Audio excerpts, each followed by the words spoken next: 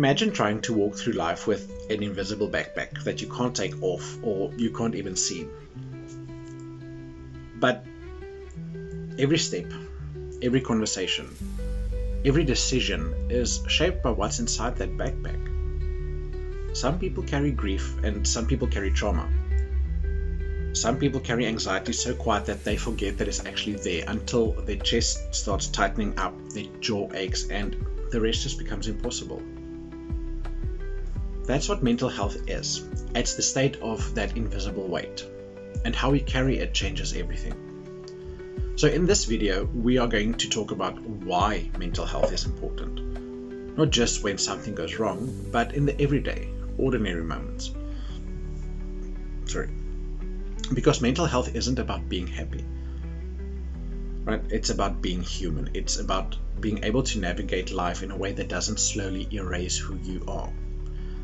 And by the end, you'll not only understand what mental health really means, but you'll be able to explain it to a 5-year-old as well.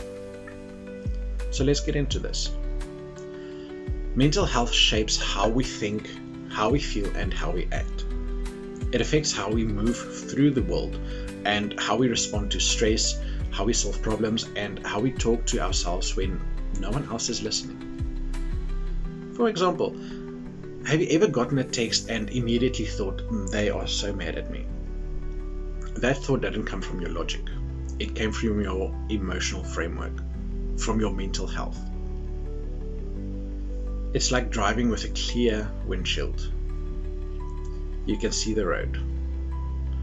But if it's covered in mud and cracks, your judgment is off, even if the road hasn't changed. So how often do you feel like you are reacting instead of responding? It's not a failure, not at all. It is data. Mental health affects our relationships as well. When you're overwhelmed, when you're anxious or depressed, relationships just feel harder. You might isolate, you might become overly accommodating, or you might even explode at small things or go completely numb over the big ones. When mental health suffers, emotional connection becomes distorted. You stop feeling safe with others, or even with yourself. We don't just suffer quietly, we suffer relationally as well. And yet, when our mental health is supported, we set better boundaries, we communicate more clearly, and we show up with softness instead of defensiveness. Think of it as a cup. You can't pour into other people if you're running on empty. And mental health is the faucet and not the cup. Mental health is also physical health. Your brain is part of your body. Mental health isn't just in your head. It lives within your muscles, your gut, your sleep, and your appetite. Chronic stress and anxiety activates your fight or flight system. That means your heart rate increases, you have more cortisol dumps, you suffer from insomnia and digestive issues. We call it burnout, but sometimes it's a body that's just been running from imaginary tigers for months without rest. And for some, physical illness is the first sign that their mental health needs care. If your body is always tired and tense, it might not be laziness. It might be your nervous system saying, listen, I am not safe. We need to do something about this.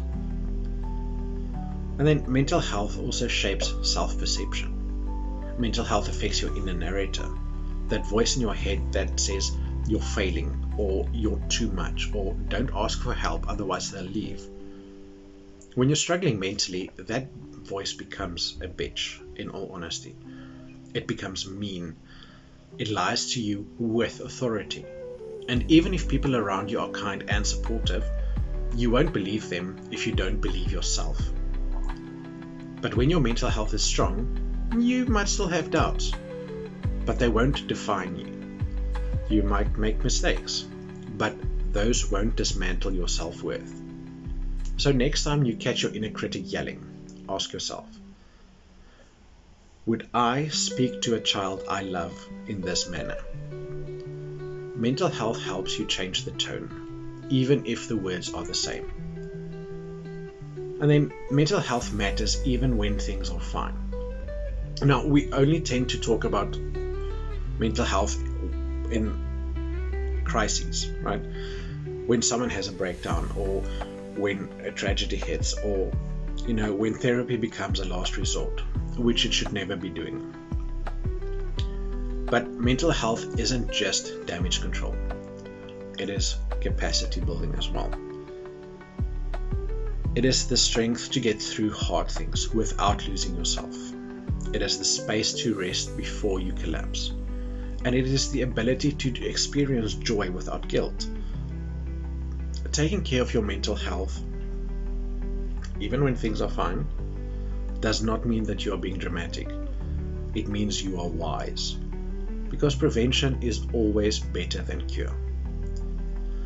So how do we explain mental health to a 5-year-old? Well, you can say, mental health is how our brain and our hearts feel on the inside. When we take care of it, we can play, we can talk, and we feel better. Even when things are hard, it helps us feel safe and loved, even when we're sad. And honestly, I think most adults need to hear it that way too. We complicate so many things. Let's not complicate mental health. So why is mental health so important? Because it touches everything. It touches your thoughts, your relationships, your body, your ability to dream and rest, to forgive and start over. You don't have to wait until you're broken to take care of yourself. Mental health is important because you are important. And you don't have to prove your pain to be worthy of healing. You are not too much.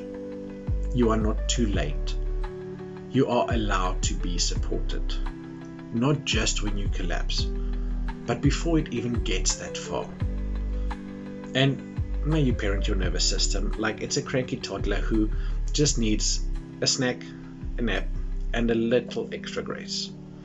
If this resonated with you or helped you find a language for something that you felt for a long time but didn't know how to express, go ahead and give this a like. And if you want more videos grounded in mental health, emotional healing, and figuring life out without losing your mind, hit subscribe.